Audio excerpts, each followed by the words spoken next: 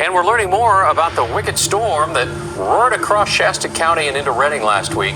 A freak of nature, the Fire-nado. KPIX 5 reporter Wilson Walker spoke with experts about the dramatic weather event. Wilson?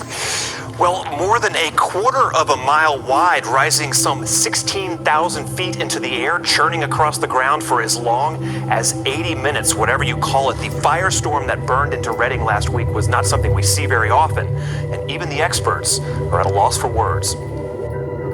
Heat is rapidly rising off the ground, and that's what happened with this fire whirl. We saw a lot of erratic winds, and the intense heating that had to escape and go upward, and with that created this monster fire whirl that we saw.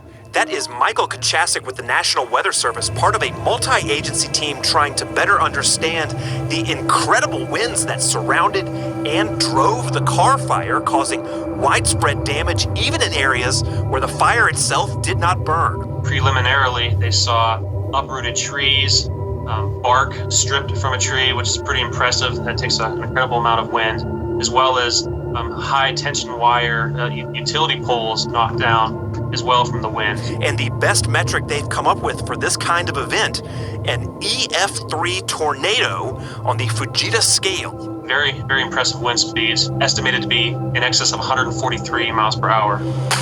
I was up in Redding in the sort of overnight hours and when the sun came up that Friday morning. And when the sun came up, I found myself just west of the river. And what I saw sort of stopped me in my tracks. I've seen a lot of fire aftermath, but the way the ground was blown smooth there, and I've shown you some pictures of that video, that would be indicative of that event having moved through that area. Absolutely. When you have burned evidence, but also the wind evidence that there's just not a whole lot of evidence there, everything's wind swept away, it was definitely unusual. So unusual that even the experts can't quite agree on what this phenomenon should be called. The debate will continue on for years as far as whether or not you classify that as a tornado or just a really intense fire whirl. But again, they're deadly, and it's very unfortunate what happened up there. Now, that fire probably hit maximum strength right about the time it jumped the Sacramento and landed in the western neighborhoods of Redding. Now, an event like this in a populated area is extremely rare, but given the rate at which California's wildfires are intensifying, fire officials worry that this is exactly the kind of thing we might start seeing more of. Tony and Adrian, the Carr fire takes the spot for the 6th most destructive fire in California history. The Record Searchlight newspaper obtained the 911 dispatch calls. Tonight, we listened to those calls and heard their desperate pleas for help. 911, your emergency. I've been a dozer. All the windows got blown out. I got my curtains down. July 26th, 2018. A chilling 911 call came through dispatch. I can't last too long here. Okay, if you can get out safely, get out, okay? I can't. I have to have a ride out of here. It's all on fire around it. A man trapped inside of a dozer with the Carr fire raging on all sides. Stay in line, okay? I'm sure a couple of these guys got killed. What was your first name, sir? Don. Don. Okay. In audio of the calls posted on the Record Searchlight website, Dawn and the dispatcher went back and forth trying to pinpoint his location. She assured him help was on the way, but Dawn warned of the danger. Don't risk anybody's life for mine, but if you lay down, send somebody for me, please. Of course I will. It's unclear what happened to Dawn. Can you just stay on the line for me, okay? Just good. Okay. But this wasn't the only call ShasCon dispatchers received that summer afternoon. Hi. Okay, I'm going to try and stay calm.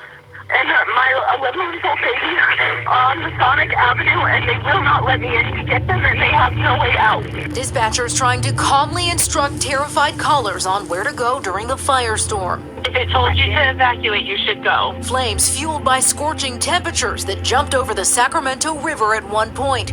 Tornadoes within the fire causing an unclear direction, leaving residents scrambling to escape. Dawn, I'm going to go ahead and let you go, and I'm going to have you call your wife, and I'm going to get someone out there as soon as possible, okay?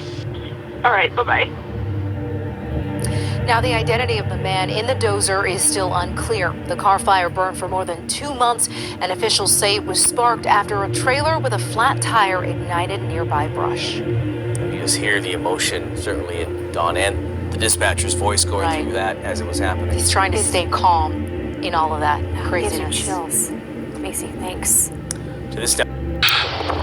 Oh my God! Oh my God!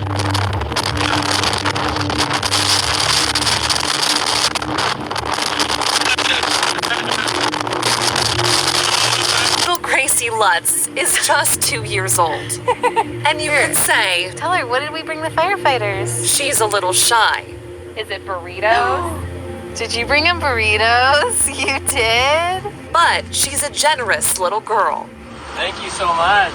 This video, captured by her mom Chelsea, has since gone viral.